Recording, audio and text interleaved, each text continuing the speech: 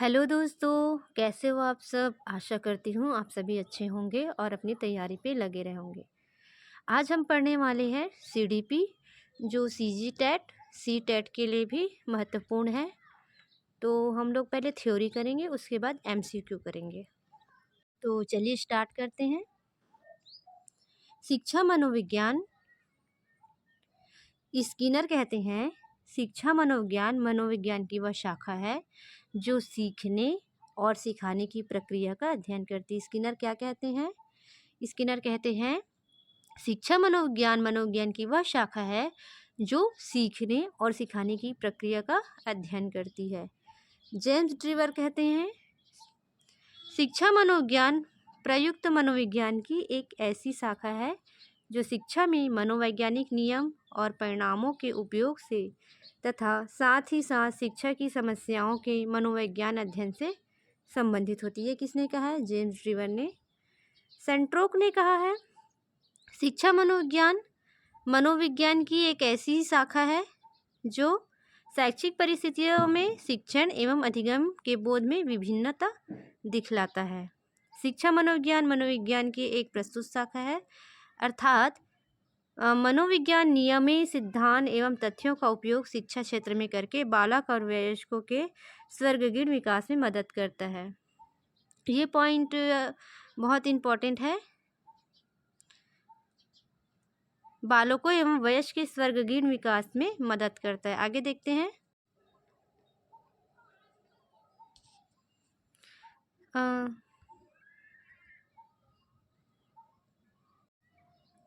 साथ ही बालकों के मानसिक शारीरिक और नैतिक समस्या का समाधान करने में मनोविज्ञान नियम एवं सिद्धांतों को खुलकर प्रयोग करते हैं। शिक्षा मनोविज्ञान बालकों की विभिन्न क्षमताओं का सिर्फ मापन ही नहीं करता है, बल्कि समुचित विकास एवं अनुकूलित शिक्षा के लिए एक तरह का परामर्श भी देता है। बालकों की क्षमता के अनुकूल किस प्रकार की शिक्षा उनके लिए उपयोगी होगी, इसका भी निर्धारण शिक्षा मनोविज्ञान ही करता है। मतलब शिक्षा मनोविज्ञान बालक की विभिन्न क्षमता का मापन ही बस नहीं करता, उसमें समुचित विकास, उनकी अनुकूलित जो शिक्षा है, यह सबकी निर्धारण भी करता है। बालकों की क्षमता के अनुकूल किस प्रकार शिक्षा उनकी उपयोगी है, ये भी निर्धारण करता है। शिक्षा मनोविज्ञान के उद्देश्य क्या क्या हैं, आइए देख लेते हैं। शिक्षा मनोविज्ञान एक प्रमुख उद्देश्य शिक्षकों को शिक्षा संबंधी आवश्यक मनोवैज्ञानिक तथ्य से अवगत कराना, उनके कार्यों में सहायता प्रदान करना। मतलब शिक्षक कैसे बच्चे को आवश्यक शिक्षा से अवगत कराए, उनके कार्यों में सहायता प्रदान करता है कि बच्चे को कैसे उनका सर्वगीण विकास किया जाए, जिससे वे विद्यार्थी के विकास के पथ पर निर्देशित कर सके। शिक्षा मनोविज्ञान के विशिष्ट उद्देश्य निम्नलिखित है। क्या क्या उद्देश्य देख लेते हैं।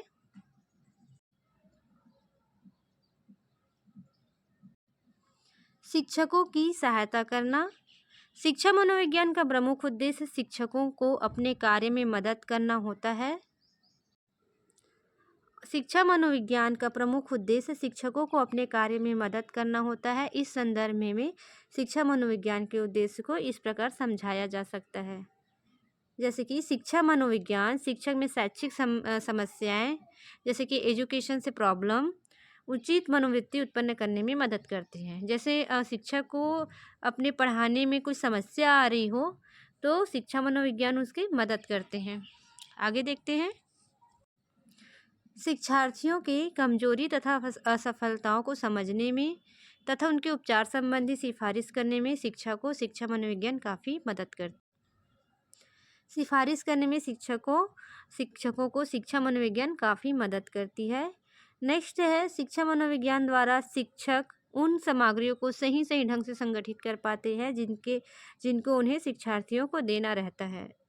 आप लोग पॉइंट से समझ गए होंगे कि क्या कहना चाह रहे हैं। शिक्षकों को अपनी सही भूमिका निभाने में शिक्षा मनोविज्ञान विशेष रूप से मदद करता है। बालकों के बीच व्यक्तिगत विभिन्नता को ध्यान में रखकर निर्देशन कार्यक्रम बनाने में शिक्षा मनोविज्ञान शिक्षकों की काफ़ी मदद करता है। इसके मनोविज्ञान के द्वारा शिक्षक अपनी सीमाओं को खुलकर समझ पाते हैं तथा उनसे निदान संबंधी कदम उठाने को तत्पर हो जाते हैं। शिक्षक अपनी गलतियों को समझ लेते हैं कि कैसे हमको शिक्षा देना है, और खुलकर समझ पाते हैं, किसके द्वारा? मनोविज्ञान के द्वारा। और उनके निदान के लिए अच्छे से कदम उठाए जाते हैं, उसके लिए वो तत्पर हो जाते हैं। उचित निर्देश देना ये भी है। आगे देखते हैं।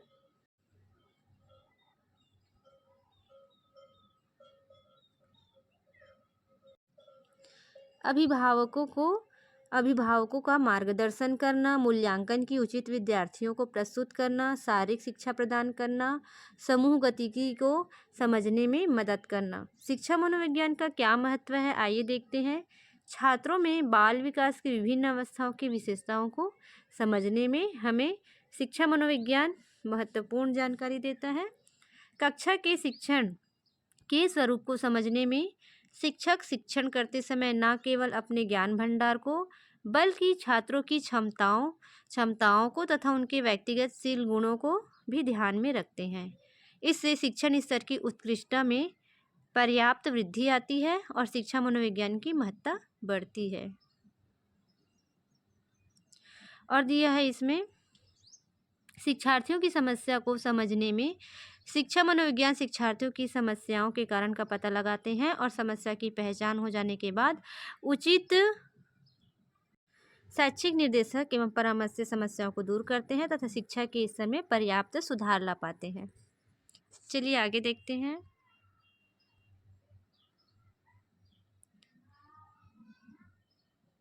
ये थोड़ा सा कट गया है, ऊपर थोड़ा सा कट गया है। मैं पीडीएफ बनाते वक्त ये ध्यान नहीं दे पाई, उसके लिए माफ़ी चाहती हूँ। मैं बता देती हूँ क्या लिखा है। शिक्षार्थियों के व्यक्तिगत विभिन्नता को समझने में शिक्षार्थियों में क्षमता, अभिक्षमता और मनोवृत्तिशील गुण आदि के आधार पर विभिन्नताएं होती है। इससे कक्षा में कुछ समस्याएं उत्पन्न हो जाती है। शिक्षा मनोविज्ञान व्यक्तिगत विभिन्नता के मूल तत्व से अवगत कराकर शिक्षक को उन समस्या से निपटने में काफ़ी मदद करता है। शिक्षार्थियों में धनात्मक मनोवृत्ति के विकास में जब शिक्षार्थियों में उत्तम मानसिक स्वास्थ्य विकसित होता है तो वे पाठ के प्रति, शिक्षक के प्रति और अपने साथियों के प्रति धनात्मक मनोवृत्ति विकसित कर लेते हैं। शिक्षार्थियों में जब धनात्मक मनोवृत्ति मतलब पॉजिटिव विकास की विकसित होती है तब वह उत्तम मानसिक स्वास्थ्य विकसित होता है। किसके किसके प्रति? अपने पाठ के प्रति, शिक्षक के प्रति, अपने साथियों के प्रति, अपने घर के भी प्रति और अपने मनोवृत्ति जो है वो विकसित कर लेते हैं। प्रभावी शिक्षण विधियों की पहचान में भी महत्वपूर्ण है, पाठ्यक्रम के निर्माण में भी, समूह गति को समझने में भी और अपवादात्मक बच्चों की शिक्षा के लिए मार्गदर्शन प्रदान करने में। शोध कार्य में शोध का परिणाम है कि नए नए शिक्षण विधियाँ एवं नए नए शिक्षण उपकरण, श्रव्य दृश्य सहायता आदि का प्रयोग कक्षा में पठन पाठन में किया जा सके। आगे देखते हैं।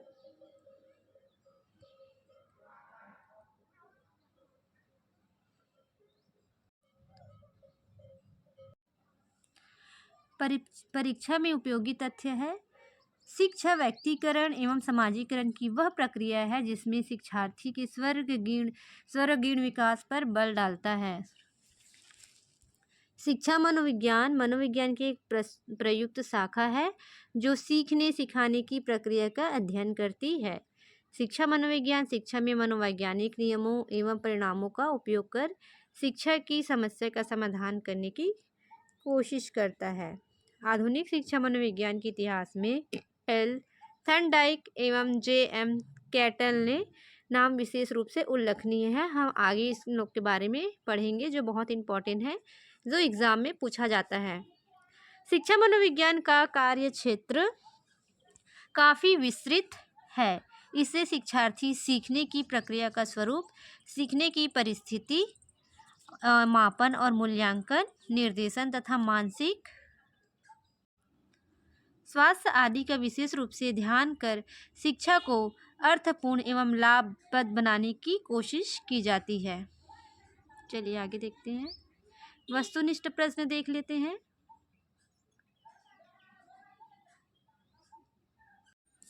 पहला है, शिक्षा मनोविज्ञान की दृष्टि से निम्न में से कौन सा कथन सत्य है? हम लोग ने पढ़े अभी।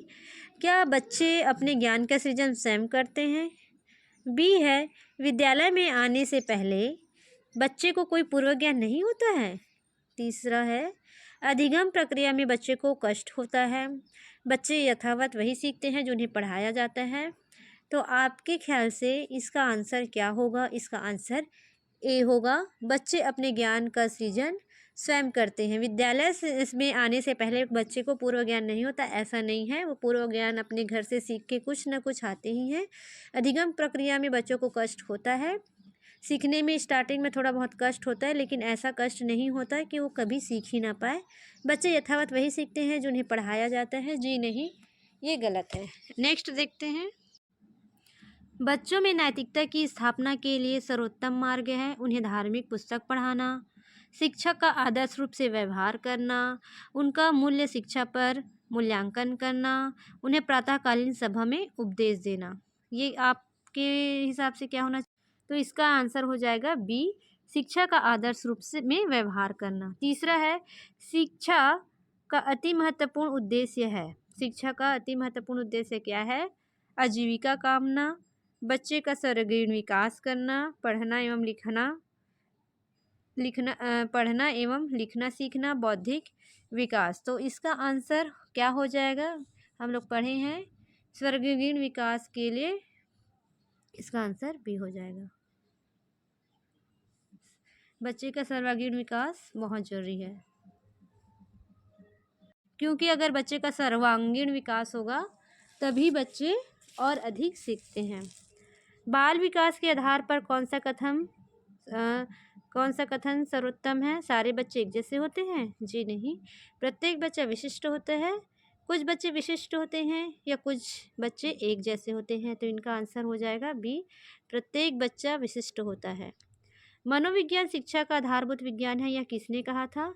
तो ये मैंने पहले ही पढ़ चुका था, तो मैंने इसमें पेंसिल से टिक लगा दी थी। तो आधारभूत, यहाँ एक पॉइंट याद रख लीजिएगा, अगर आधारभूत आ गया, मनोविज्ञान शिक्षा का आधारभूत विज्ञान है, तो किसने कहा था? स्किनर ने कहा था। चलिए आगे देखते हैं।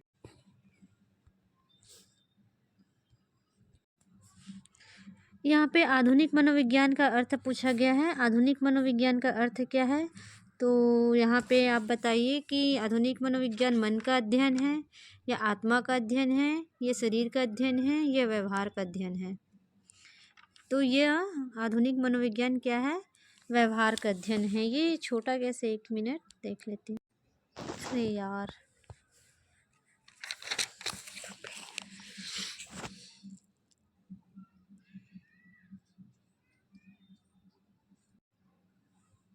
शिक्षा मनोविज्ञान की उत्पत्ति का वर्ष कौन सा माना गया है? तो मैंने आंसर यहाँ पे लगा दिया है, मैंने पहले पढ़ चुकी, इसलिए 1900 में। उपनयन संस्कार किस शिक्षा काल में किया जाता है? तो यह वैदिक काल में किया जाता है कि बौद्ध काल, मुगल काल, इनमें से कोई नहीं। तो इसका आंसर हो जाएगा वैदिक काल। शिक्षा मनोविज्ञान का संबंध किससे नहीं है? अगर आपके एग्ज़ाम में ऐसा क्वेश्चन आए निगेटिव वाला, तो आप पहले ही मार्क कर लीजिएगा, नहीं तो आंसर गलत हो जाता है। तो इसका शिक्षा मनोविज्ञान का संबंध किससे नहीं है? मानव व्यवहार के अध्ययन से, मानसिक प्रक्रियाओं के अध्ययन से, सीखने के तरीके के अध्ययन से, या संचार माध्यम के अध्ययन से। तो इसका आंसर आ जाएगा संचार माध्यम के अध्ययन से। परिवार एक साधन है किसका? अनौपचारिक का, औपचारिक का, दूरस्थ शिक्षा का, या गैर औपचारिक का। तो यहाँ पे मैं बता दूँ, अनौपचारिक इसका आंसर होगा, क्योंकि ये परिवार से है। अगर यहाँ पे परिवार की जगह संस्था या स्कूल जैसे पूछते तो औपचारिक आ जाता। आगे देखते हैं। शिक्षा का उद्देश्य होना चाहिए। शिक्षा का क्या उद्देश्य होना चाहिए? शिक्षा का उद्देश्य होना चाहिए विद्यार्थियों में व्यावसायिक कुशलता का विकास करना, विद्यार्थी में सामाजिक जागरूकता तैयार करना, विद्यार्थी को परीक्षा के लिए तैयार करना। इसका एक कट गया है, मैं बता देती हूँ। व्यवहारिक जीवन के लिए विद्यार्थी को तैयार करना। इसका डी आंसर ही होगा, क्योंकि शिक्षा का उद्देश्य ना तो परीक्षा के लिए तैयार करना है, ना सामाजिक जागरूकता के लिए है, ना व्यावसायिक कुशलता के लिए। उनको किस लिए तैयार किया जाता है? व्यवहारिक जीवन के लिए, अच्छा व्यवहार कर सके आगे चलकर। आगे देखते हैं। मानव विकास किन दोनों योगदान का परिणाम होता है? ए दिया है अभिभावक एवं अध्यापक का, बी दिया है सामाजिक एवं सांस्कृतिक कारकों का, सी दिया है वंशाक्रम एवं वातावरण का कि उपरोक्त में से कोई नहीं। तो मानव विकास का क्या है आप लोग बताइए। मानव विकास का है वंशाक्रम एवं वातावरण। ये क्वेश्चन बहुत बार पूछे गए हैं, तो आप लोग इसको याद रखिएगा। आगे देखते हैं। मानव विकास कुछ विशेष सिद्धांतों पर आधारित है। निम्न में से कौन सा मानव विकास का सिद्धांत फिर यहाँ पे नहीं दिया है, नहीं है। तो अनुक्रमिकता का सामान्य से विशिष्ट होता है, प्रतिवर्ती या निरंतरता। तो इसका आंसर हो जाएगा प्रतिवर्ती। एक शिक्षक को अपने शिक्षार्थियों की क्षमताओं को समझने का प्रयास करना चाहिए। निम्न में से कौन सा क्षेत्र का उद्देश्य के साथ संबंध है। शिक्षा समाजशास्त्र, सामाजिक दर्शन या मीडिया मनोविज्ञान या शिक्षा मनोविज्ञान। तो इसका आंसर होगा डी, शिक्षा मनोविज्ञान। शिक्षा मनुष्य में अंतर्निहित क्षमता का परिपूर्णता में विकास करते हैं। यह कथन किसका है। तो यह स्वामी विवेकानंद का है आंसर। स्किनर का नहीं है, रविंद्रनाथ टैगोर का नहीं है और पेस्टोलॉजी का नहीं है। विवेचनात्मक शिक्षा शास्त्र का यह दृढ़ विश्वास है कि एक शिक्षक को हमेशा कक्ष के अनुदेशन का नेतृत्व करना चाहिए। शिक्षार्थियों को स्वतंत्र रूप से तर्क नहीं करना चाहिए। बच्चे स्कूल से बाहर क्या सीखते हैं यह अप्रासंगिक है। शिक्षार्थियों के अनुभव और प्रत्यक्ष का महत्वपूर्ण होते हैं। इसका आंसर ये डी होगा। निम्न में से कौन सा सत्य है ये बताना है। सत्य कौन सा है देख लेते हैं। शिक्षक द्वारा प्रश्न पूछना संज्ञानात्मक विकास में बाधक है। ये ऐसा नहीं हो सकता। आगे देखते हैं।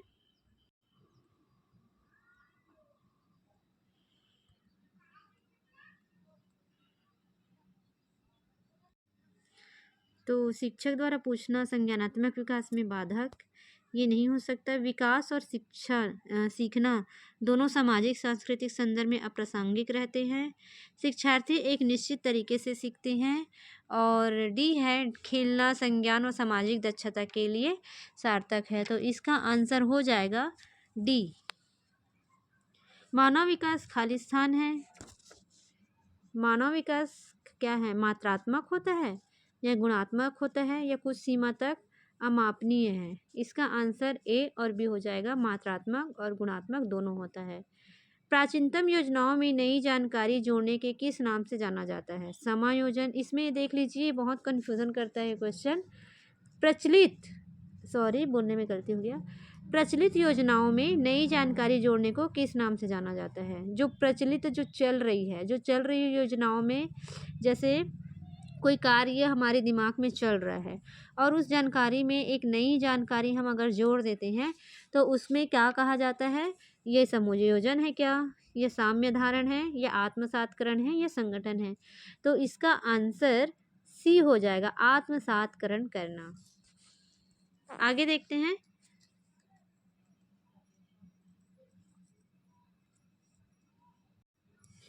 बच्चे को अपने अध्ययन में प्रयास करने हेतु प्रोत्साहित करने के लिए शिक्षक को खाली स्थान की आवश्यकता होती है।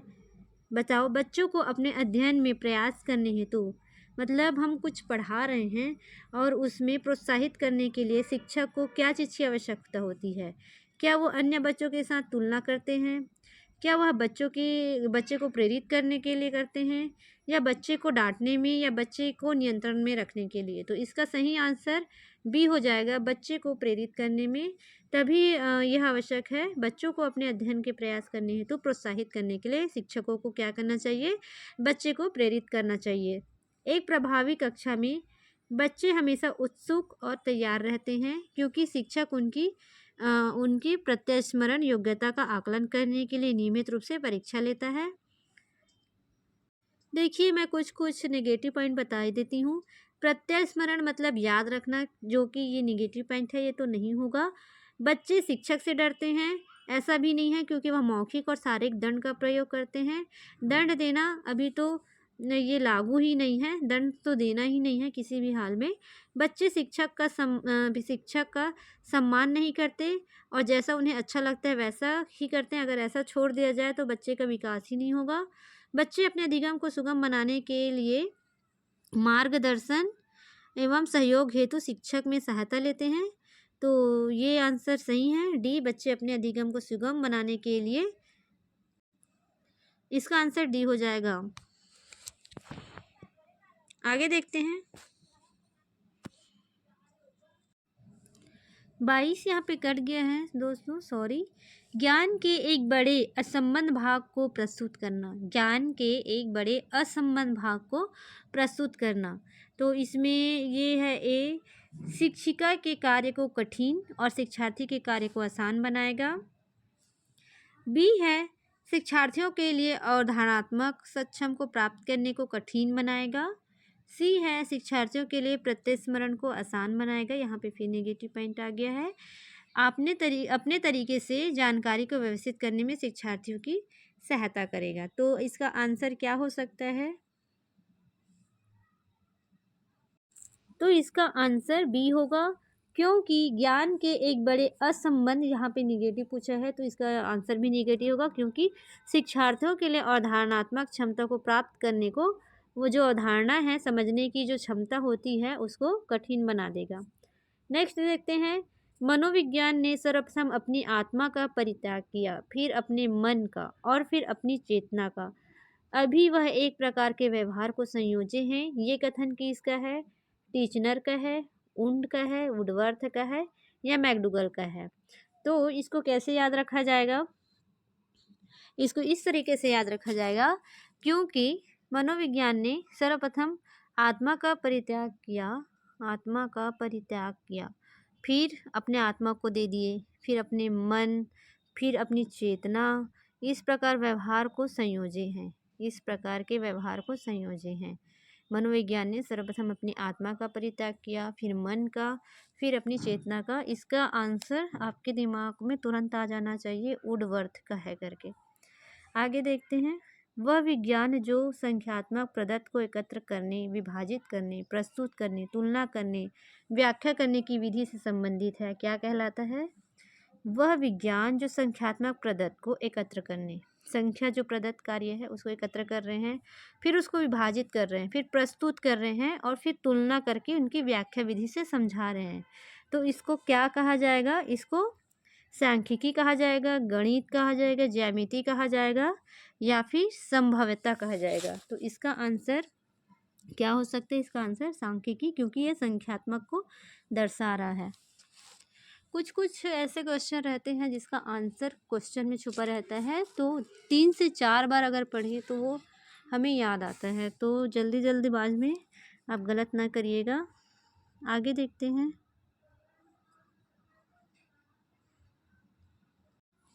निम्न में से कौन सी शिक्षा मनोविज्ञान की सर्वाधिक व्यक्तिनिष्ठ विधि है? व्यक्तिनिष्ठ विधि पूछा गया है शिक्षा मनोविज्ञान की।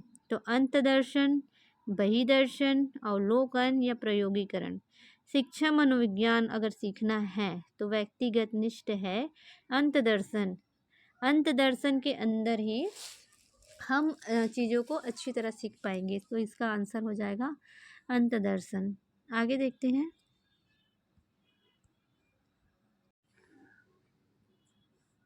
शिक्षा मनोविज्ञान के विषय वस्तु निम्न में से किन प्रमुख कारणों के ओतप्रोत घूमती है? शिक्षा मनोविज्ञान की विषय वस्तु निम्न में से किन मुख्य कारकों के ओतप्रोत घूमती है? तो इनका आंसर है, आंसर हम बता रहे हैं। पहला है शिक्षार्थी एवं अधिगम अनुभव, शिक्षक एवं अधिगम प्रक्रिया, अधिगम परिस्थितियाँ।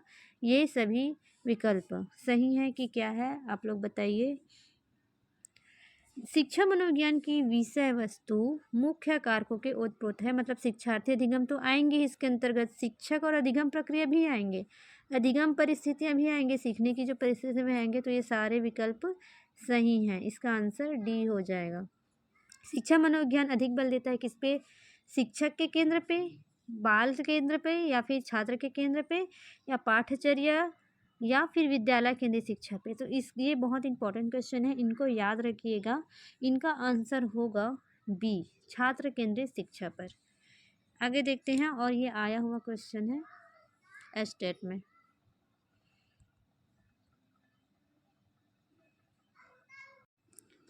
अट्ठाईस,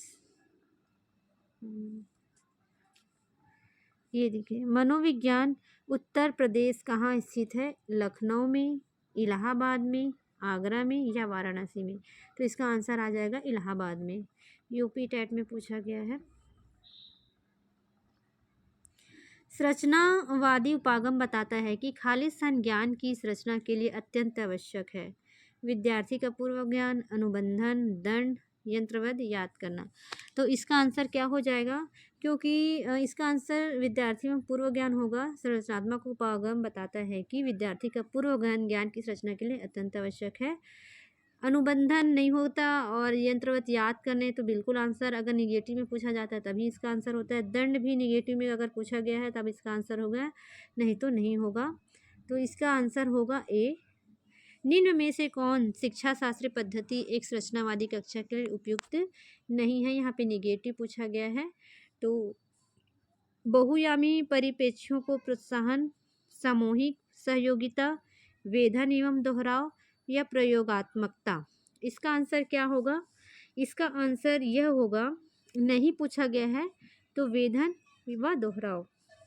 तो हमारा वीडियो यहीं पे समाप्त होता है। हम नेक्स्ट चैप्टर के लिए, ये लूसेंट का सीडीपी की बुक है जिसमें से क्वेश्चन आने की बहुत बड़ी संभावना रहती है, इसलिए मैं सोचा मैं आप लोग को ये पढ़ा दूँ। तो इसमें मेरे को थोड़ा मेहनत लग रहा है पीडीएफ बनाने के लिए। और आप लोग मेरे को अगर चैनल अच्छा लगे, मेरा पढ़ाना अच्छा लगे तो प्लीज़ सपोर्ट करिएगा, लाइक सब्सक्राइब कर दीजिएगा मेरे चैनल को। Thank you.